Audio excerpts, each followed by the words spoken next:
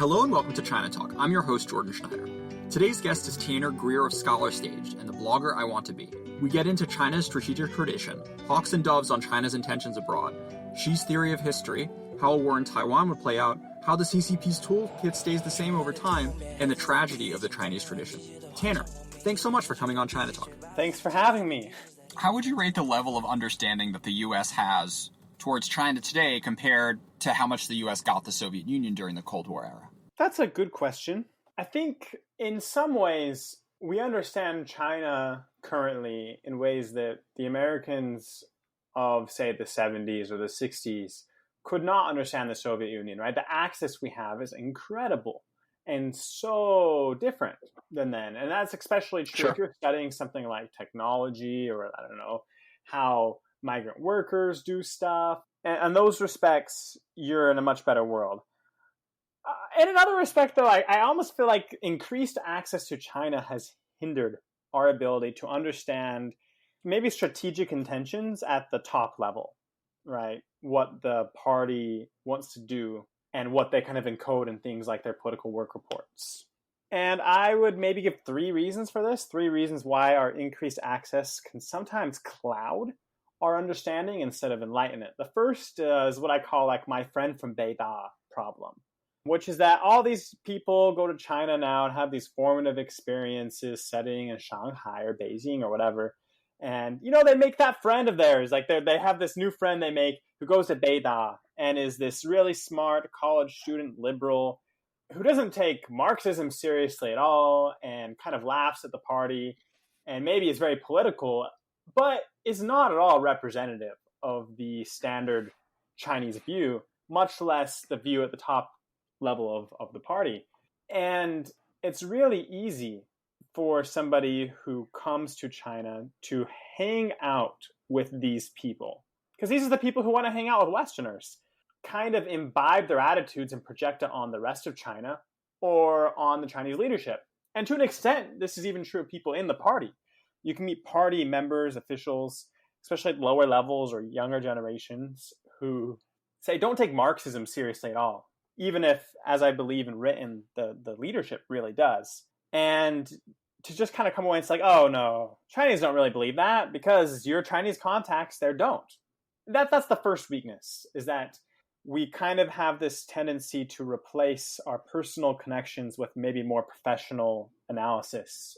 That's an interesting analogy because, of course, during the Soviet Union, the former Soviet dissidents were the ones that Americans had the most contact with. In a way, we have maybe the opposite problem or tendency that we did in the Cold War, where in the Cold War, the only sources we get are either the Kremlinology top-line official documents or their dissidents who are very much against the system that they're coming from. And that naturally to a hawkishness. I tend to think that for the last 20 years, we've had the opposite problem, that our sources and connections and ways of looking at it have led to us to maybe not take the issues that should be taken seriously as serious, like the way they should be taken. And yeah, and this is one of those problems, the friend from Beida problem, this tendency to project our friendships with liberal Chinese onto the whole country. It is very apparent. There's an interesting personal aspect to it, too, because say you're interested in China in 2010. Like, the amount of things you could be doing that are connected to China that don't involve sitting at home reading party documents all day, the opportunities are enormous. Versus if you're interested in the Soviet Union or Russian culture or whatever, and it's 1970, like, your only outlet is Kremlinology. And from Kremlinology, you get a much different sort of sense of the society than you would by living a more normal life. No, that's exactly right. And it's right in more, it kind of goes to my second point. It's right in more ways. The second point, I would say that the way that increasing access can sometimes cloud our vision, or at least give us an incomplete picture, has to do with the way China experts are trained today. And they're trained differently than they would have been in, say, the 50s or 60s, precisely because of the access they have. Most China hand experts tend to be social scientists, political scientists especially. There's a fair number of economists and sociologists thrown in. And what these guys are trained to do normally in their home discipline is data wrangling, large data sets, regressions, and then sometimes formal models. But right now there are so many opportunities to build some kind of internet crawling thing and to make these massive data sets. Everything on Weibo or of all the different things the Ministry of this or that is doing based off of their little announcements and stuff, and trying to make these big, large data sets that answer, I guess, empirical questions, right? That's what social science is about, is quantifying and then seeing if you can falsify things. But I think there's certain important questions you cannot answer this way.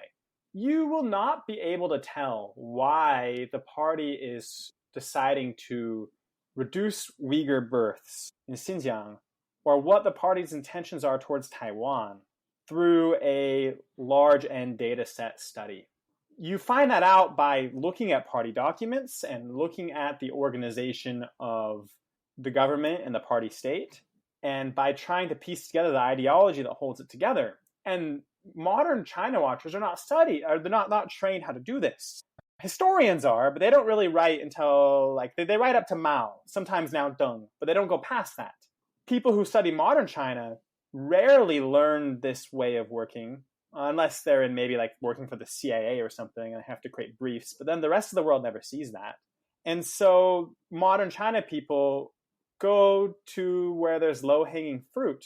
And in this world of immediate access, that's where the data is. And that's another way, I think, how this opening up has, again, distorted isn't the right word, but emphasized certain aspects of China and its political system that give an incomplete picture if you aren't looking at the other stuff.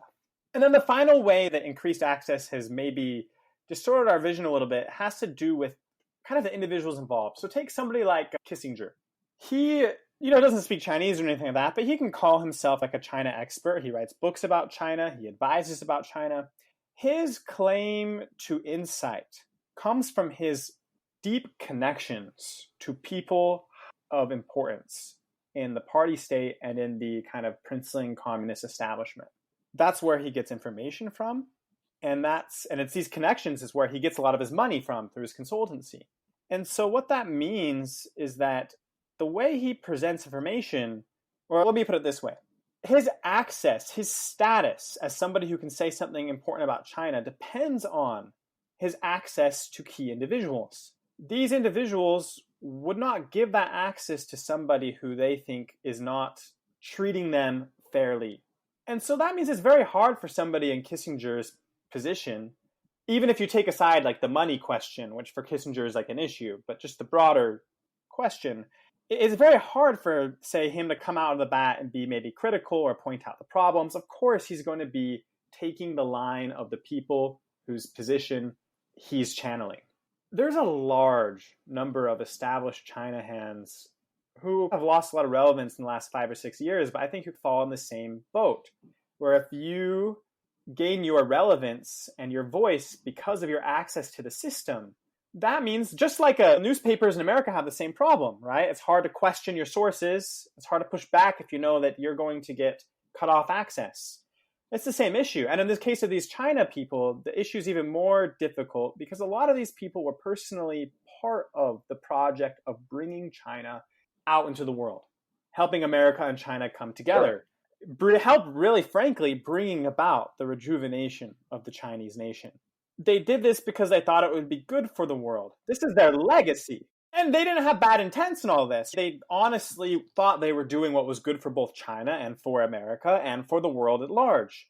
And I think in 1999, you could make a very convincing argument that if you were one of these people who was helping liberalize China, and China was liberalizing at that time, and integrating it into the world system, that you were doing a good thing. I don't dispute that. But what that means is that if you were one of those people at that time, that's now your legacy. That's partially where your authority comes from as well. And you have a great desire to defend that. You don't want to be thought of as, oh, I'm the person who's enabled the rise of a quasi-genocidal authoritarian state who may now control the rest of the 21st century. That is not what you want to be your legacy. And so you also have a very strong psychological reason to say, oh, these documents don't really mean that they think there's inevitable conflict between the socialist system and the capitalist system. That doesn't really mean that. They don't want it to mean that. And that's not something you had a problem with in the 1950s and 60s and 70s when people were looking at the Soviet Union.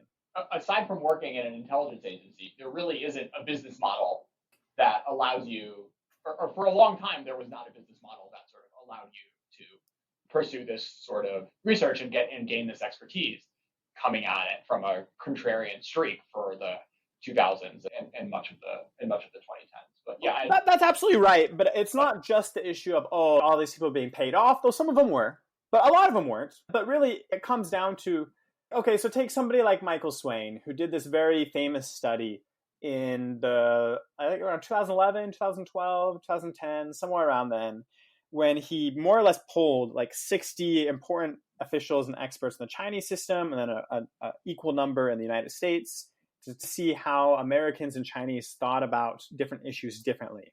If you're in that position, if this is the kind of research you're doing, it depends on your ability to shelter and foster these connections. And if you can't, if you're seen as an enemy to the Chinese state, even if you're saying things that are uncomfortable truths, the Chinese, if you're a journalist who does this, you get kicked out of the country. If you're a researcher who does this, you don't get these interviews anymore. And that provides a very strong incentive to not see those things where others who don't have these connections might be seeing them. And I think, honestly, there's a lot of talk in China world about how the younger China hands versus older China hands have very different perspectives, and the younger ones are more hawkish. I think this is partly why. The younger ones don't have the guanxi that they have to maintain. And then, of course, they grew up they experienced China in a more authoritarian China. But this is a part of it. The sources they use are different. And if you rely on access to the system, you're always going to be a little bit more moderate because you need to keep that access up. All right, Tanner, after trashing the prior generation, let's hear your theory of the case. So what is the theory of history that guides Xi Jinping? After trashing the prior generation, oh my. Don't worry, we'll be old soon enough. I mean, I don't want to discount, even the work done by those people isn't bad. It's just incomplete. And I feel like until really quite recently, there hasn't been enough work that has focused on more or less just reading the party documents and figuring out what they say. And maybe I should explain why this is important, because I think Americans in particular kind of they look at something like a speech by Xi Jinping and say, this doesn't really matter. This is cheap talk. The political science phrase is that I think they say cheap talk, but the idea is that this is just rhetoric. Leaders all the time signal things through their speeches and then do something different. What is going on here? And my answer to that is that the Communist Party of China has 90 million people in it, a little bit less, but about that. They have if you're Xi Jinping, you have a very difficult task. You have a very clear idea of what you want the party state to be doing, and even a fairly good idea of how you want them to go about doing it. You've been many of the same positions that the people under you now are. You've seen on the ground how it works, right? That's how you rise up the ranks. And you need to find some way to get everybody on the same page and to get people to coordinate this huge, gigantic mess of a bureaucracy. One way that the party does this is through ideology.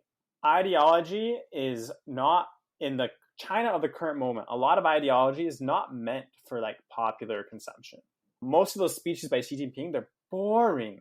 They're not meant to be read by normal people and to be inspired and to change their mind or make them feel like, oh, I'm so glad this guy is our president. Instead, they're just the party members, and the slogans and the catchphrases that they use are guideposts, instructions that are supposed to be used to help guide party members in what they do. And for example, in this recent piece that I wrote for Palladium about the theory of history that guides Xi Jinping, I start out by talking about the conference held in 2018 and 2014. It was the Central Work Conference on Foreign Affairs. And when that happened, they had every single ambassador from all across the world come back to Beijing They had the whole Politburo. They had all the main people in the United Front Work Department, in the MSS, in the Ministry of Foreign Affairs, all come and listen and do workshops, and then listen to Xi give a speech. In this environment, you're not just giving platitudes to people. If you're going to gather everybody together, it's because you're trying to teach them what you want them to do. You're trying to get them all to pull the same way. All those ambassadors all scattered all over the world. That's the purpose of a lot of these rhetoric, all these speeches. And when you look at something like The Governance of China, which is the volume of speeches that Xi Jinping has had published in his name, those excerpts are specifically included and codified as the canon, specifically because they are intended to help act as authoritative guides to action.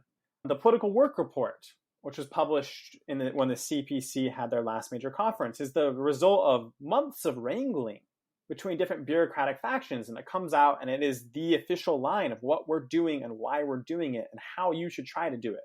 And of course, like every single individual is going to have trouble taking these kind of sometimes vague directives and putting them into their real day-to-day work life. But that's the purpose. And ignoring these documents, what they mean, how they connect together, seems to me to be extremely unwise. And there's a lot of social scientists in particular who will say, no, we should look at like formal models and see what China has done and compare these things. If I'm going to look at China's intentions for the future, I think the first place to go is to see, okay, what are they actually telling their people is the purpose of what we're doing, why we're doing it, and how to do it. And that's what these documents are about. And it's not just, the Governance of China, is other things like the party journal Qiushi is something I rely on a lot as well. But those are the kind of documents I take very seriously. And a lot of my most famous writings have more or less been me reading 10, 20, 30, 40 of these things and pulling quotes from all of them to put together a coherent whole. How does one learn? I'm not sure, to be honest. It's not taught very often is the problem. I think there's a few public institutions where they teach analysts some of this stuff, but it's not taught very often in academic programs at all. I mostly learned about it just through watching other people who do it very well. People like, say, Dan Tobin or Nadege Roland, Peter Mattis, and looking at their kind of work and being impressed with it and seeing how they cite their sources, the sources they go to, and then more or less deciding, okay, I can do that too. Alice Miller. There's a list of people who do it pretty well. And so it's just really a matter of reading what they do and then trying to follow in their footsteps. Now, I'm not the most brilliant at it. I read Chinese quite slowly. I prefer to work in English editions first and then reference the Chinese whenever I have questions, when I can. And a lot of the time, I feel like my role has just been to take the research of other people who are smarter than myself and to condense it down into 2,500 word essays that normal people who have no understanding of China at all can understand and use. That's an unsatisfying answer to your question, but it's the truthful one. Yeah. Okay, so Tanner, what is the theory of history that guides our beloved chairman? One way to start looking at this is to look at the Constitution of the Communist Party of China. Like there on its very first page, it talks about how one of the reasons that it is in charge of China is because it is able to use the dialectical tools of Marxism to understand the laws of history. This is not a new idea. It's a very old Marxist idea that there are productive forces that create a certain structure and superstructure. And then if you understand these productive forces and the laws that govern them, you can understand the future course of world history. And a lot has been thrown out of the Communist Party's understanding of Marxism and its relevance to China today. But I find it interesting that when Xi Jinping had these study sessions with members of the Standing Committee of the Politburo last year, I think, or it might have been in early 2019 or late 2018, he emphasized this aspect of the Marxist tradition, that there are laws of history, that the trend of the times can be understood, isolated, and that this is one of the important legacies, both of Marxist theory for modern China, but also one of the reasons why the party needs to be in charge, because they're the people who can understand this. Whether or not there's actually a scientific process involved is something I think about a lot. I haven't seen a lot of evidence that there is, Because the party never presents it as in, oh, here's how we figured it out. They just tell us all, this is what we figured out. But it's really clear that Xi Jinping in particular believes that history has a trajectory, and that the job of a leader and a statesman is to understand this trajectory, to understand where the wave of history is going, and to ride that wave instead of trying to swim against it.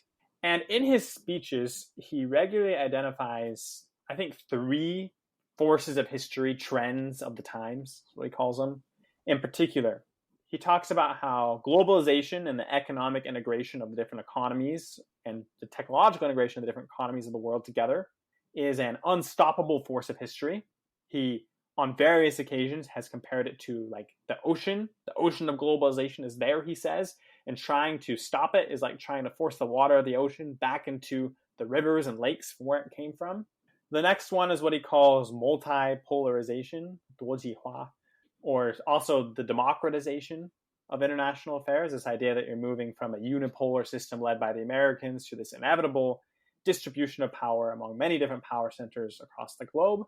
And hopefully, he says, the change in global governance structures, which will also make it less Western and America focused and more distributed. And then his final one is he thinks that peace is the trend of the times. That in this current historical environment, those who try to use military force to impose their will on other countries, it will backfire on them. See Iraq. And that the way forward, the trend of the times is towards economic development. And that the interests in economic development are much more powerful than things that lead to conflict, especially in places where it's actually happening. And where it's not happening is where you have conflict. And so this is his assessment. The communist documents will often talk about how he has a clear-eyed assessment of the course of world history, that the world is going towards these 3 things. And so Chinese grand strategy has to be in accordance with these trends instead of fighting against them. So here's a harder question, Tanner. Is he right? That's hard to say. What I think is interesting about them is how similar they are actually to what a lot of Westerners were saying about 2000 to 2005 or so. If you like, an very interesting book to read is Thomas P.M. Barnett's The Pentagon's New Roadmap. I think it was published in 2004. It was based off of a set of slides that this individual, former Naval War College professor and consultant, gave to almost every 4-star in American service between 2003 and 2005. And it's more or less like the blueprint for the grand strategy the Bush administration adopted after 2003, the invasion of Iraq. And in this book, Barnett divides the world into 2 parts, the core and the gaps. And the core is the part that's economically interconnected, where development interests are all shared. The West, Japan, China. And then the gaps are places like Afghanistan, Iraq, Northern Africa, who are not benefiting from these things. And the job of America, he says, is to more or less go into those places. That's what the purpose of being in Iraq is for, is to go into these places and integrate them, help them be part of the core, so that they'll enter this stream of history that is inevitably leading to globalization and we thought, liberalization of the whole world. And now Xi Jinping rejects the military intervention part, but it sounds similar, doesn't it? So weird, yeah. Well, and this is the thing, though, is the Americans discovered that the history didn't quite work out the way they thought it did. Nowadays, people make fun of end of history talk. Nowadays, people make fun of this idea that globalization is the inevitable result of history and that things must go the way they are going. And I wonder if the Chinese won't have their own moment. For us, a lot of that moment was 2008. For them, who knows what it will be? It might be Taiwan. Now, they never said, the way they've promised many times, that they won't be aggressive hegemons, that they're not going to go and try to export their system through force, they're not going to be a military power in Africa, that kind of stuff like that. They've said those things many times. They never make that promise about Taiwan. They've always held the option to basically invade it through military force. And a lot of the military buildup in this time of peace and development is precisely about a Taiwan invasion. But they said the same idea. They gave the same rhetoric and they proposed the same idea for the Taiwanese people. Hey, let's make our development And your development, the same thing. Let's tie our economies together so closely that you won't need or want to be independent from us. They're very frank when they said this stuff. And it hasn't worked out for them, has it? The Taiwanese are as anti-China as they've ever been, and they've soundly rejected this bargain. And so one wonders if that might not also happen in other parts of the world. We made it! 100 episodes of ChinaTalk. That is 2.5 full work weeks of informed, respectful, and hopefully entertaining conversation on everything China. As the media industry has cratered, spaces for intelligent and open discussion on China that live outside of paywalls basically don't exist anymore. Since COVID has locked me out of China and forced a move to the US, my living expenses have gone up, and spending dozens of hours on this podcast is looking increasingly unsustainable. All in, right now I make less than $5 an hour producing this show. If you'd like to see ChinaTalk continue coming out weekly, please consider supporting me at glow.fm/ChinaTalk. I'm also thinking about launching some member awards like live Zoom tapings of episodes where audience members can ask questions, as well as a ChinaTalk book club. Thanks so much. So let's take on Taiwan then. So what do you think would precipitate an invasion, and what's your latest on how you think it might play out militarily? I wrote an article for Foreign Policy a few years ago titled, Taiwan Can Win a War with China. A lot of it was based off of research in a book by Ian Easton called The Taiwan Invasion Threat, and he did most of his research 2014, 2015, like.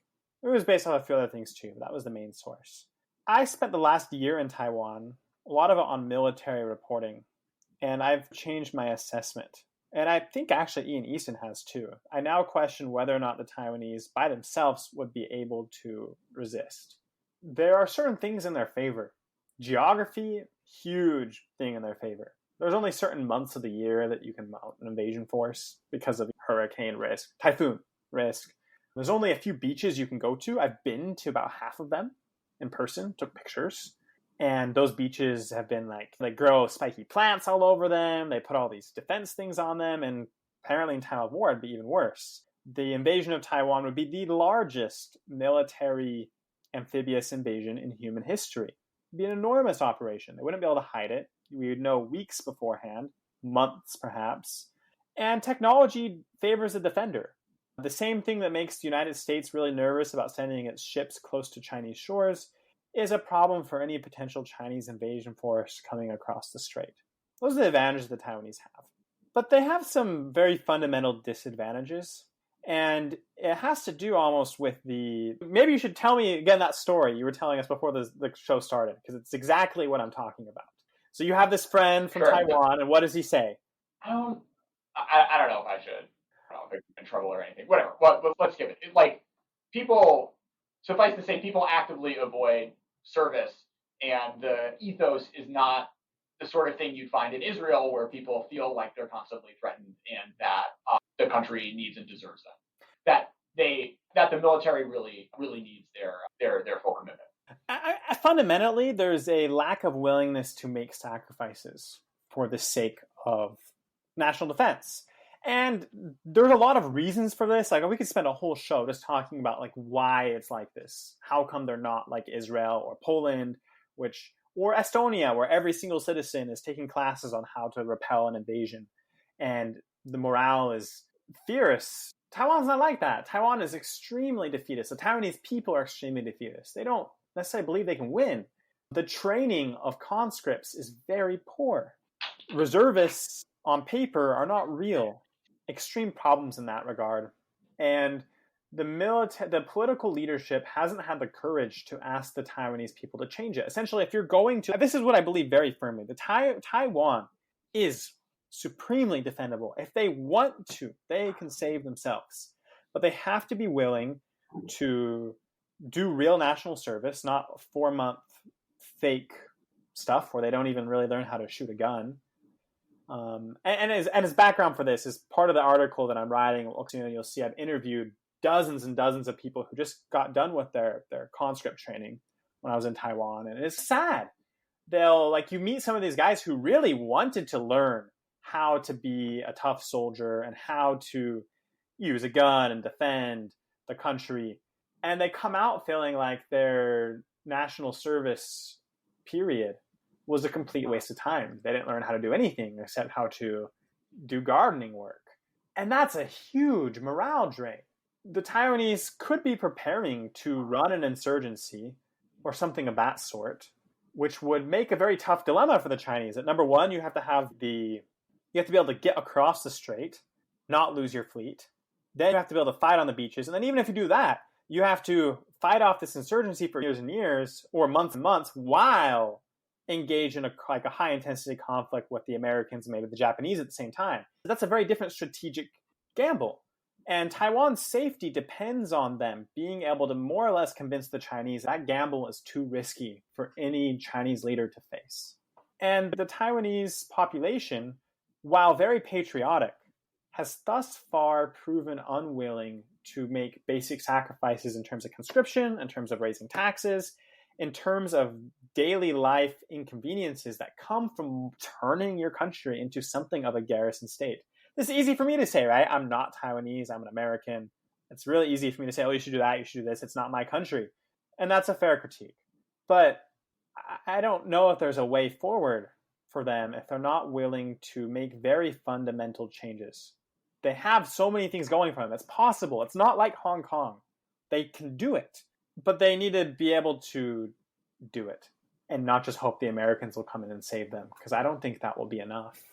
And I don't know how willing the American people will be to have their own people dying for the sake of Taiwanese who are not going the full measure themselves. Sure. You write in one of your pieces, Tanner, the tools have never changed. The only thing that has changed is the party's assessment of who is an enemy and who is part of the people. Care to expand? I believe I wrote that piece shortly after reading The Tragedy of Liberation, which is a history of the party state in the 1950s, after they took over.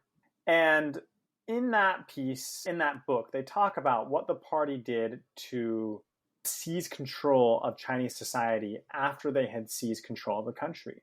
It was a deceitful thing, in a way. The party had promised something like inter-party democracy, a coalition of people. They had promised the businessmen that we are not going to molest you, take away your stuff. Not yet, not for some time. In the run-up, or in the Civil War, when they were trying to get support. And they got support from a large percentage of the Chinese population. And this kind of worked. Like, how could the communists do that? How could they make these promises to the capitalists? Mao Zedong has a speech where he talks about this. He says, basically, there's friends and there's enemies. And who's a friend and who's an enemy is not stable. We have an enemy at one time. And in order to fight that enemy, we will make the friends we need to make. And we will co-opt them. And then once that enemy is defeated, we'll have to reassess who is and who is not part of this, who is with us and who is not with us, who's sufficiently committed and who's not sufficiently committed. And you can almost view it as like friends are managed by United Front work, and enemies are managed by the army and then the security services, in a sense, in very broad term thinking sense.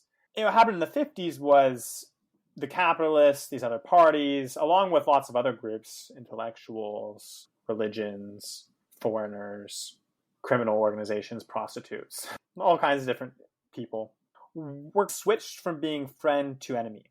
And the tools that were used to control them were very successful in kind of more or less destroying them, taking them down and making them subservient to the party. The party has never disowned this aspect of its history. There's the famous phrase about how Mao Zedong did 70% and 30% wrong, historical judgment. And when people like Xi Jinping or other party members high up talk about the history of the pre-Deng times, they say that late in Mao Zedong's life, there were leftist errors. And they're talking about the Cultural Revolution. They're talking about the Great Leap Forward. This period that came before, they do not regret. And I argue they take a lot of the same tools and use them today to control who they perceive to be the friends and enemies of their cause. So now business people are back to being friends, and the United Front manages business relations inside China. The National political consultative conference has many prominent entrepreneurs on it. They're friends. Uyghurs are enemies. And the methods which are used to, say, control the Uyghur are, in many respects, very reminiscent of what we see in the 1950s. Like, I can pull up really quick here. This is quoting from some interviews that were done in 2017 from a Human Rights Watch report, where they're talking about how they had to go to struggle sessions. Quoting, people had to read out their speeches. They call it speak up and show your sword. 发声了解. I had to too. It was different people every time. I wrote some bullshit. China has been developing rapidly, that no other country has managed to do what we do in modern history, that we have to thank the party for our prosperity, that we have to fight the three evil forces. Another quote, there was a wife denouncing her husband, an Ayman who was imprisoned for extremism, saying something about him propagating Wahhabism, and then a kid who denounces his father for having prayed and read the Quran. There were also people who exceeded their birth quotas, the couple and the kids who were crying as the authorities announced the huge fines against them. This was called looking back, 回头看. Exercise, looking back at what bad things people had done in the past 20 years. This kind of event where you're gathering all the people in the village to pick out the people who've done sins and what they're going, this is like textbook what they did in the 50s. And yeah, it's essentially the same tools, the tools of how you co-opt people to be on your side or how you coerce the people who aren't. The party has never disavowed these tools, and they still use them today. It's just they have a different definition of who needs to be hit with them. Thankfully, if you're Chinese, like a far smaller percentage of the Chinese population as a whole is an enemy than was the case in, say, the 1950s. But the tools themselves are still around, and the conception behind them is also still there. I don't really think there's a big difference between the way that the party treats college students abroad and business people now and the way it was treating them in the pre-liberation period. And the way they're treating the Uyghurs, and then other groups, say like Christians that are not part of the official get-up, is very similar to how they dealt with these exact same issues in the 1950s. The main difference is we don't have a national land reform campaign at this point. It's not necessary anymore. So in another piece, Tanner, if there was one theme that threads its way through the great sweep of Chinese tradition, it is a tragic recognition that the world we live in is not designed to reward the life that is most worth living. I want to write a book on this theme at some time. I have it in my head. I call it like the tragedy of the Chinese tradition, something like that.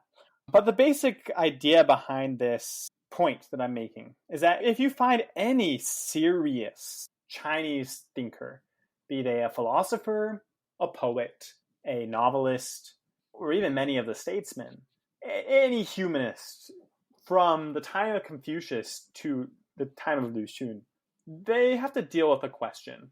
They all deal with it in some way, shape, or form. It might not be the only thing they deal with, but they all will deal with this question. And that is essentially, how do you justify a good life when doing good in your life is bad for your life? Or another way of saying that is, why do all the bad things happen to good people, and should we still be good people if it means bad things will happen to us? And there's this kind of recognition that in Chinese history, a lot of the time, you do good things and the bad things happen most of the time. Now, this idea isn't completely unique to the Chinese, right? Seneca wrote an essay about it. Christians have long pondered this problem. But I'm fascinated with the extent to which the Chinese kind of obsess over it. And you see it all over the place. You see it starting with, you can even find some documents from the Zhou time that kind of touch on it. But Confucius is a really interesting example of this, where he is the world's best philosopher, the man who can save kingdoms, but he ends up doing nothing with his life. And that puts Confucians continually having to think about how does that make sense? How does it make sense that our paragon of virtue is a man who lived life mostly in comparative disgrace? And what does that mean for us? You have people like, and this argument plays its way through the philosophers of the early period, where you have the Taoists who more or less say, just give up, don't worry about this problem, right? The way to lose this problem is to just not care. You have people like the Han Feizi who more or less say, no, the right answer to this is to embrace the fact that you have to do bad. You have people going forward in history, you have people like Tao Qian, the poet, whose answer to this is, well, you need to preserve your virtue from corruption by more or less becoming a hermit, leaving the world of politics behind and going and becoming a poet who writes about his gardening and things like that. And you have poets like Li Bai, who more or less recognize the problem and say the answer is just to enjoy life and to imbibe yourself in wine, and that is enough. And you have poets like Du Fu, who look at the same problem and say, that's not enough. We have this sense of responsibility, and we must take on the suffering and see the world as it really is, even if it means we end up kind of white-haired with our little kids in poverty. You have lots of Confucians who write about how you more or less need to come forward and get your head cut off when you're going to the Ming Emperor and telling him all the wrong things he's doing. You have, this is in the novels too.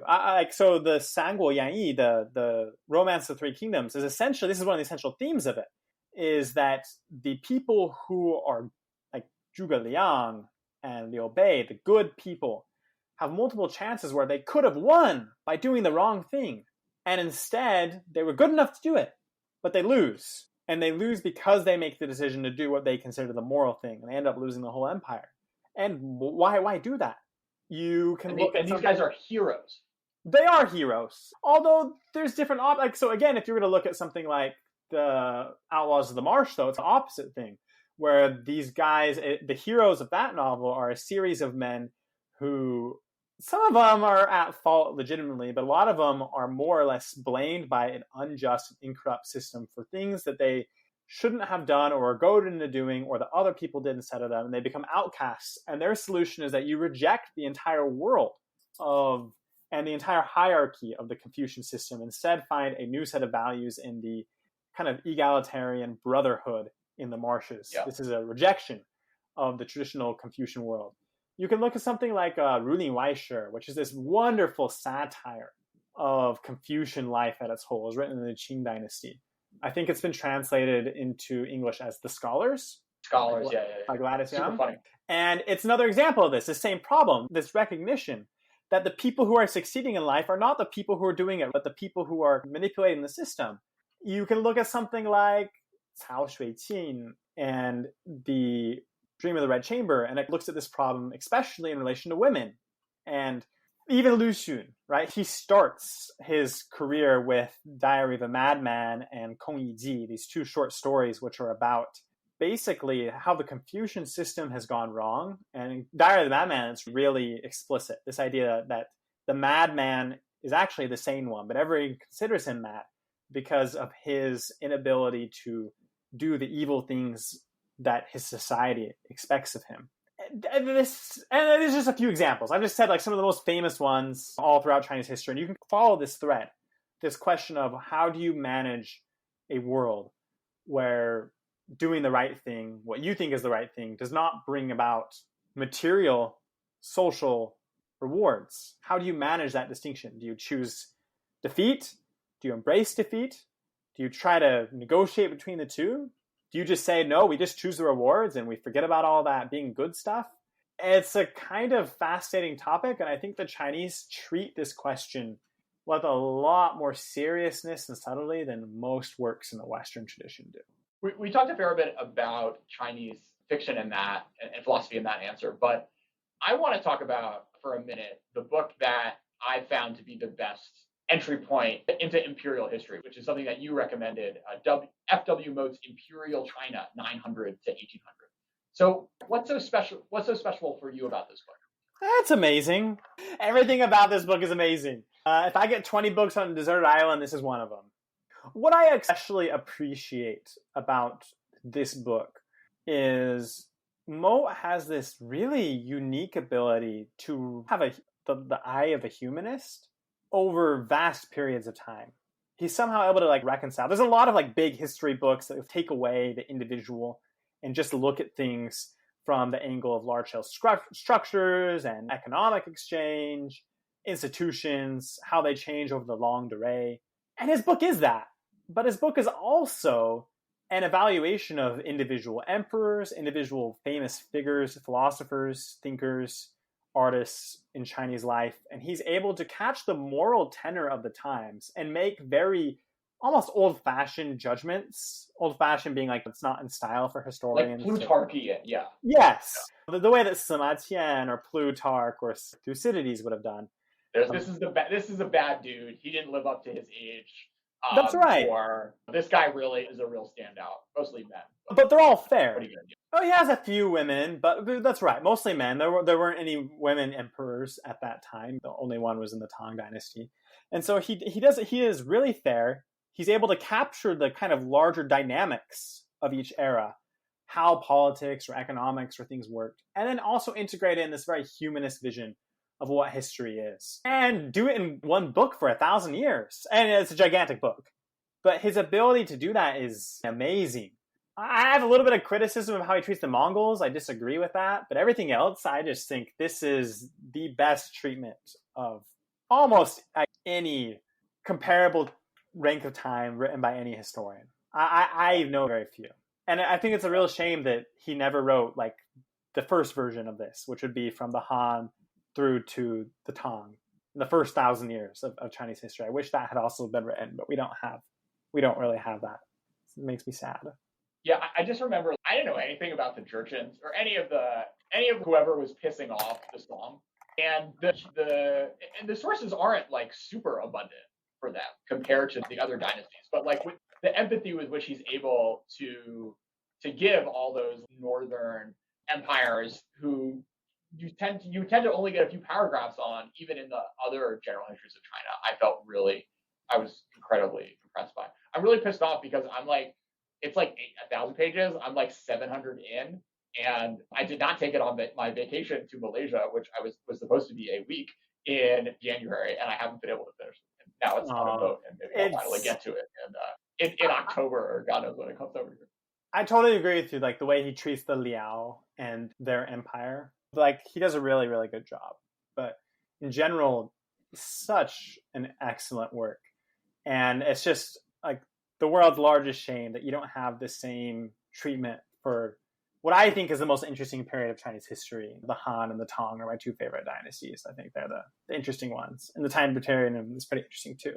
And it's just a complete shame to me because there is no proper treatment of the An Lushan rebellion and all the great human drama that has been made into 5,000 Chinese soap operas.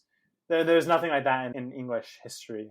So I'm sad that Moat never tried to do that as well. But you can't get everything. I have to be grateful what he did.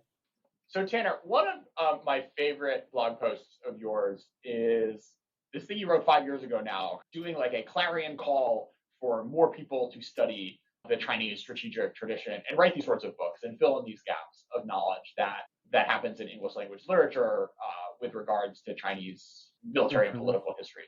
So how have we been doing since then? We've been doing pretty good since then. So I'll just clarify what that post was. I wrote a 2-part post, which tried to be like a bibliographic essay that summarized almost everything we knew about the Chinese strategic tradition that was published in English. I didn't get quite everything, but I got a lot.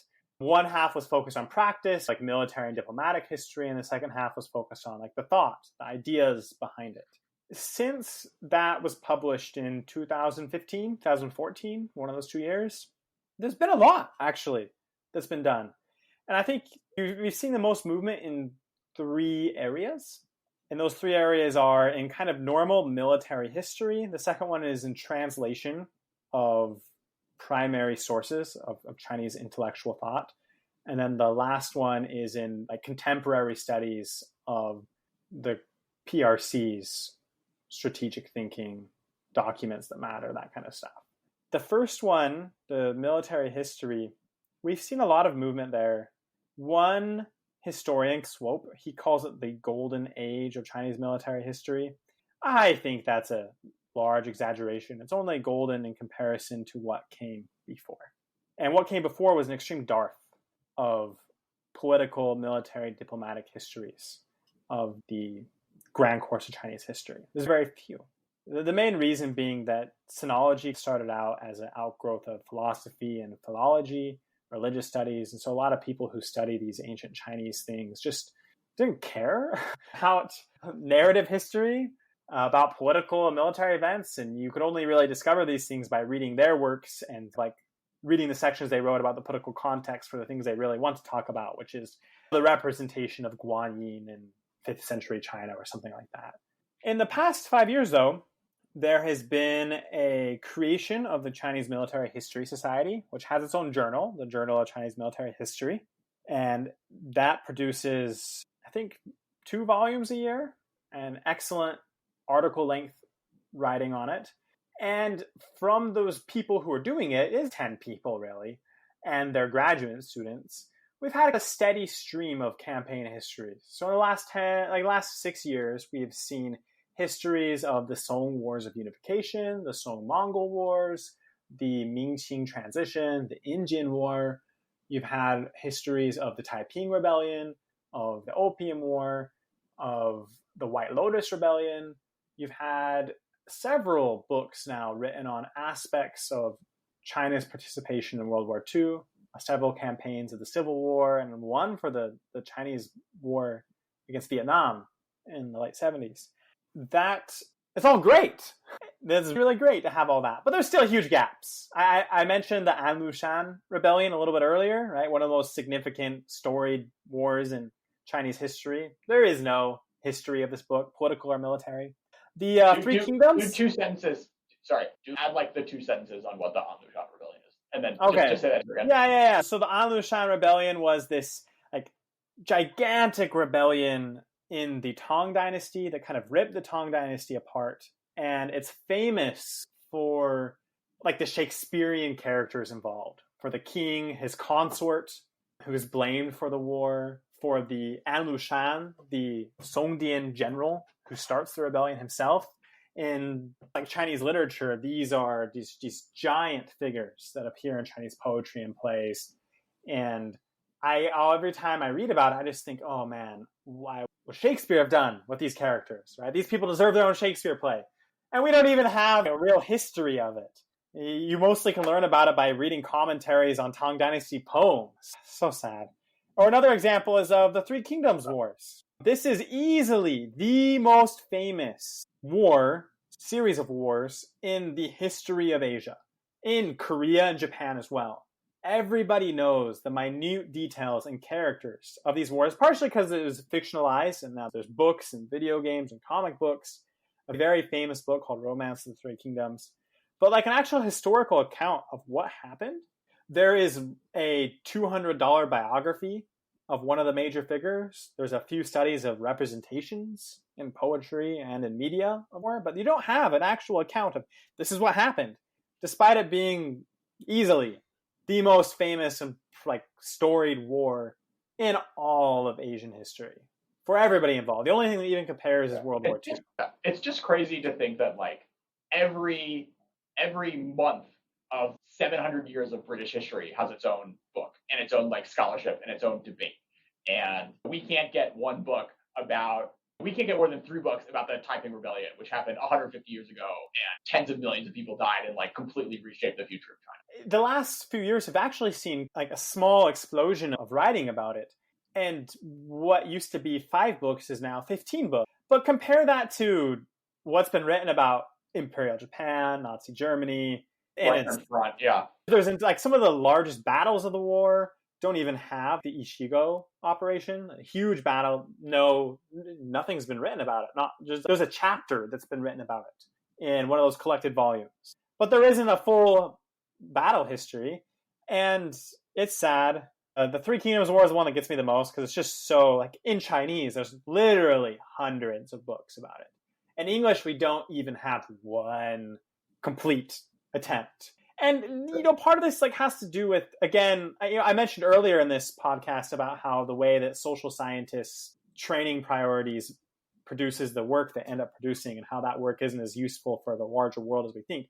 There's something very similar going on here, but with sinologists. I had a conversation once with a historian of the Song Dynasty, and I said to him, how about, would you ever consider just doing like a narrative political history of the first 200 years, the Northern Song Dynasty? And he said to me, why would I do that? The Sima Guang's Zizhi Tongjian exists. That's the Comprehensive Mirror Government. This 60-volume work in classical Chinese. And I'm like, what do you mean? There's Bro, most literally people. like 2 people in North America have digested that in whole. Exactly. There's like, you would be doing any public service by basically taking the 资治通鉴 and reducing it to 200 pages or 300 pages of English narrative. That's 200 years of human history. What's so important about spending the time and effort to familiarize yourself with these gaps in history? I feel like there's 2 maybe answers to that question.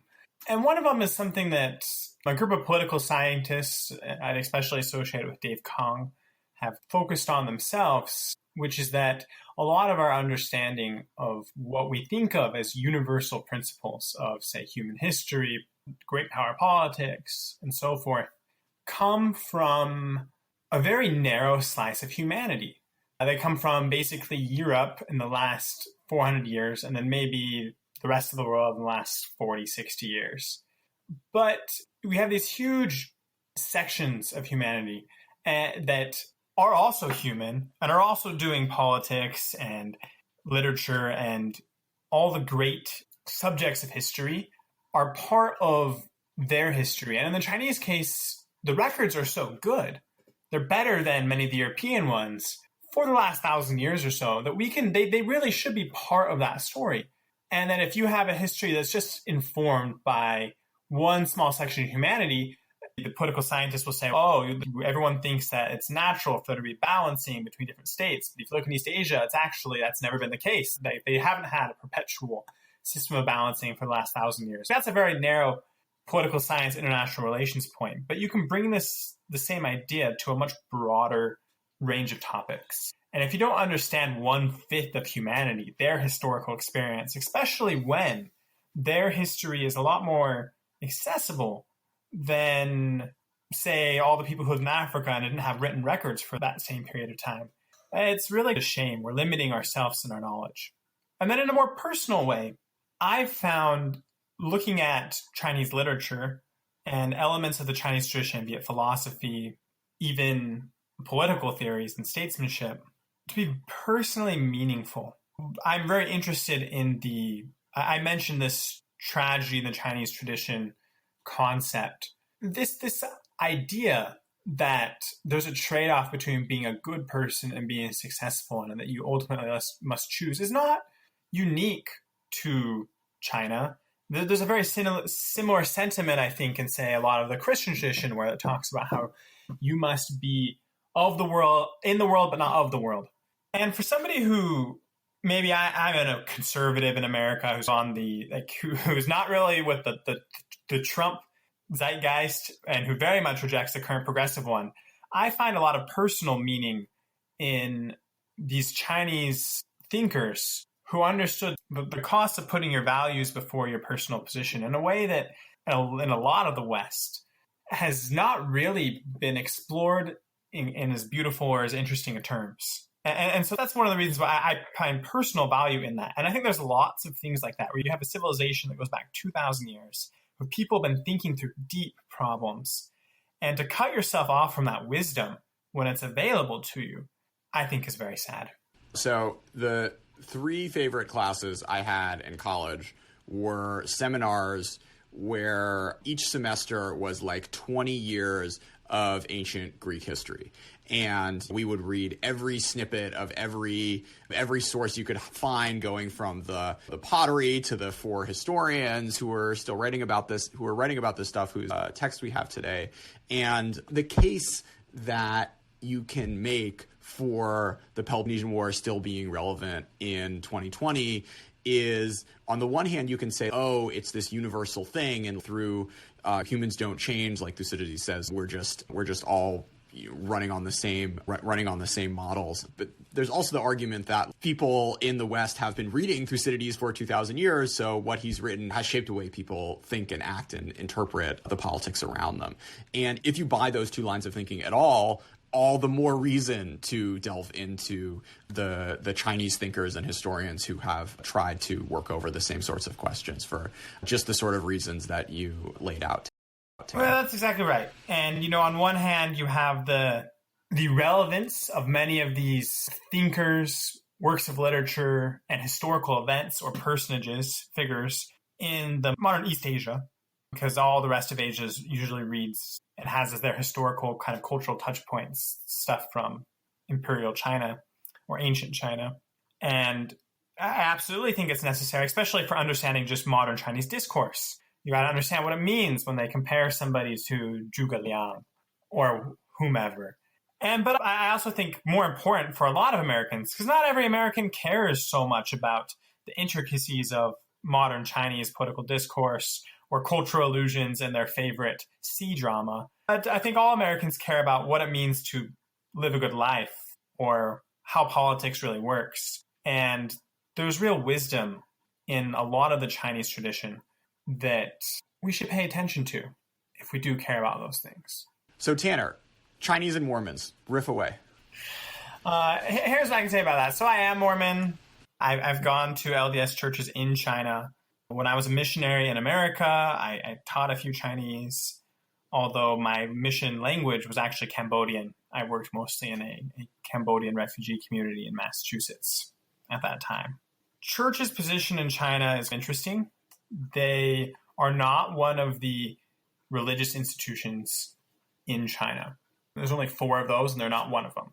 But they have some kind of deal with the Chinese government to more or less have their ability to operate in the country not be affected as long as they don't proselytize. So when I was in China, I basically made an agreement that I would never, ever talk about my faith with somebody who was not already a part of it. And then likewise, foreigners and Chinese Mormons are not allowed to worship together at the same time, same rooms. So people, I might not drink tea, which is very common in China, and people would ask me why, and I'd say, oh, because of my religion, and then they ask, why does your religion have that rule? And I would reply back, well, I'm sorry, your government told me I can't answer that. I would love to, if you ever leave China, I'd love to tell you all about it. And I would say that all the time. But that kind of discipline, I think, Mormons are a little bit unique in being able to, because it's very hierarchical. It has a strong, very hierarchy in the church. And they're able to enforce those rules on ourselves. Like, we don't talk about these things. We all realize that this is what allows both us and the Chinese Mormons to peacefully practice their faith, even if they can't talk about it, share it. So there's no missionaries in China. Almost all the members in China who joined outside the country. Hundreds are baptized every year, or at least they were up until this pandemic. There's Chinese-speaking Mormon missionaries in Scotland and Paris, Japan, Australia, 10 or 12 different locations, United States. In many cases, they are, like when I was in Massachusetts, I was a missionary leader, and some of the missionaries who reported to me, the ones who were doing best above anyone else were the missionaries over Cambridge and the university wards.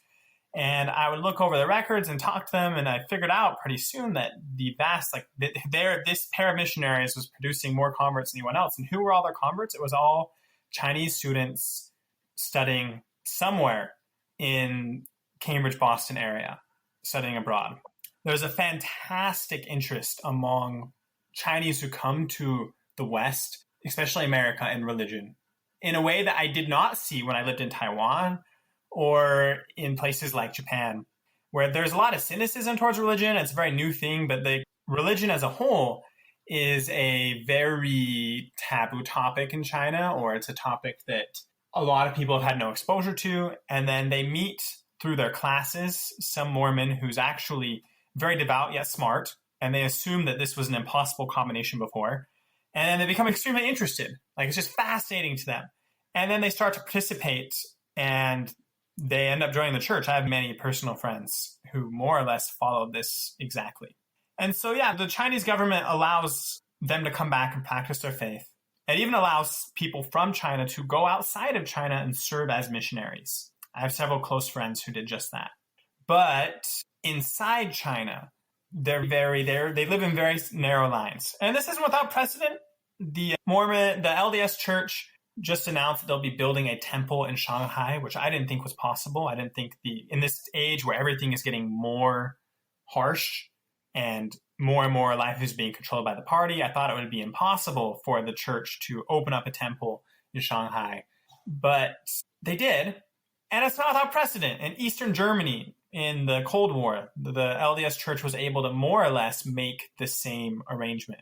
And that happened because there's a meeting I once read about where Thomas Monson, who was then a Mormon apostle and would later become the president of the entire church, met with a Communist Party official in East Germany. And they said, we have listened to every single speech you've ever given here in this country. We have bugged half of your informal talks. We've listened to, we visited your churches. We know that you are not trying to be a destabilizing force in this country. We trust you. And so we will allow you to build a temple and to have your people leave as missionaries. And so they did it again. They more or less followed the same playbook in China. And they are arguably one of the Western institutions with in a strange way, the best relationship with the Communist Party government. And they've mostly done that, though, by being very clear that they are not going to make any waves whatsoever. And in a way that the communists appreciate, the Mormon church has very strong control over their members. When they commit, our people will do this, their people will do that. Do you think there's, aside from the control factor, are there doctrinal things? Do the Chinese look at Utah and see, oh, that'd be a decent way for the CCP to develop one day? Is there anything deeper than them trying to stay out of the way that you think has made the faith not too scary for the powers that be? I don't know if there's anything explicit in the Mormon doctrines. And in fact, the doctrines really should go the other way, where this is a very strong civil society type actor. And it's led by a prophet who people who are part of the church believe is a prophet. That's exactly the kind of thing they tend not to like. But I think the church has, over the last several decades, done a lot to build up a relationship. The current president of the church is a former heart surgeon, and he had traveled to China several times, learned enough Chinese to be basically conversant with them. In doing these medical exchanges early on when China was opening up, the church has been sending service missionaries to China for a decade or two. People usually tend to be older couples who are past retirement, who are doing things like helping whales and modernization and that kind of stuff. And they've seen that good faith effort on the church's part to just help the Chinese people. And I think they believe them when church leaders say that we only have good things intended for the Chinese people, and that people who join our church will not be causing trouble. They'll just be adding to your society, acting more morally. And in an age of Xi Jinping, when party officials aren't supposed to be out there drinking with everybody anyways, that's the new rules, that we cut down on the parties and the prostitutes. Then maybe it's a little bit more easier. It's a little easier for LDS people to get along in the Chinese system than it might have been even 10 or 15 years ago. They've benefited from that new culture. That's funny. It works both ways, right? Like on the one hand, yeah, you don't have to cozy up by going to banquets, but also the straight and narrow lifestyle is now something that is getting. There was what was a new thing last week where you can't like over order food at a restaurant anymore. So this sort of lifestyle add-ons. Maybe I don't think tea drinking is going to go anywhere anytime soon in China, but that works pretty well. The LDS faith is very into simple living and almost Puritan in many of its ways of thinking about things. And so, obviously, I don't know anyone who's both a active party official and a part of the church. I think that's crossing a bridge too far. But if these people are working in business and they have to deal with the party, well, then it's easier than maybe some other actors who might be trying to get these folks previously either to break the rules or who are really hurting in this new world. It's easier for them to adapt to it. And I know several Chinese who feel very grateful that Xi has basically cracked down on this culture, which before was very hostile to them and very hard for other Chinese to understand why they weren't willing to go out there and have fun with the prostitutes and drink 40 cups of baijiu after the business meeting. That's fascinating. So Tanner, how do you try to improve your writing? I don't have a good answer to that. Just by writing and reading what other people write. I'm often frustrated with how slowly I write good things. I feel like I can write lots of pretty phrases, but I wish I could write them faster. If you know any secrets on how to be a more productive and effective writer, feel free to tell me. So my cousin works at OpenAI, and she came over for dinner and let me play with GPT-3. I had a column I was writing, and my concluding sentence I didn't really like, and I just deleted it and threw it in and told GPT-3 to write a concluding sentence, and it wrote like a better sentence than the one that was in my head, and I was blown away. And then I made it do it a few other times at like other places where I thought the sentences were a little weak, and it just was incredible. I really think just that the thing when you're writing and you basically know what you want to say and you get stuck or distracted and go look at Twitter or something because your brain is like a little annoyed that it has to do like this like writing-y task, the AI is just going to be able to do that part, which will just make writing like a lot more pleasurable because like the thinking you'll still have to do, but like the workman like part of like making sure like the clauses line up or whatever. It's going to be a tool, and it's going to be a really awesome, fun tool for writers who already know what they're doing. Yeah. Because it's going to be, you're going to have to, it will become a little more like curation, and it'll just speed up the process, and I'm really excited. Okay, thanks for having me on ChinaTalk. Thank you so much. 你还在重复无能为力的抱怨时，我在重塑我的人格，不想掉链子，不想揭穿，你知道你还要面子，多行不义的迟早你要翘辫子，先弄完泡面吃，现在是10点1刻，但是像我这样的 MC 10年才出一个，你的手表都不动了，当到了我的时刻，冰冷的麦，滚烫的 flow， 这是冰与火之歌，你的 crew 都快完蛋，心里互相在盘算，先不说你的快餐歌，你吃相太难看，做着蹩脚的歌词，一手拍打的稀烂，我们代表化工精神，就算到达阳西岸，所谓种豆的豆，种瓜的瓜，在坚硬的水泥地我种开了花，记得走过的弯路，记得痛过的疤，把你喷的粪打包还给你送货到家。Underground 的 King 从不屑你的头衔，不用投机，因为和成功投缘，穿着球衣虽然不是个球员，走在肮脏的世界，穿崭新的球鞋，说我们走远了，你们又猜错了，我们去的地方是你们从没待过的，因为太火了，像是天生带货的。Shout out to Bernie and Bang and bipolar boy， 干就完了，不在乎利与弊。少跟我那套乾坤千里滚利，卷走一切，我们向西沉气。准备开始统治下个赛季。别管累不累，所有演出交接。刚刚上路呢，怎么可能靠边？别问冷不冷，当你看我照片，是个 burning boy， 所以热得冒烟。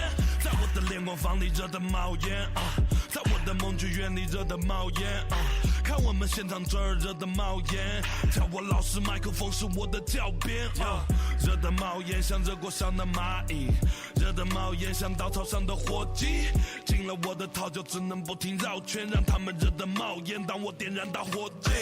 别管累不累，所有演出照接。刚刚上路的怎么可能靠边？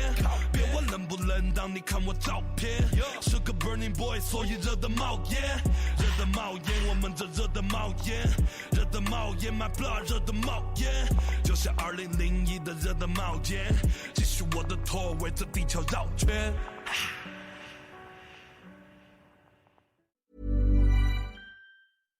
So my in-laws just called to let us know they're on their way over and we're out of food.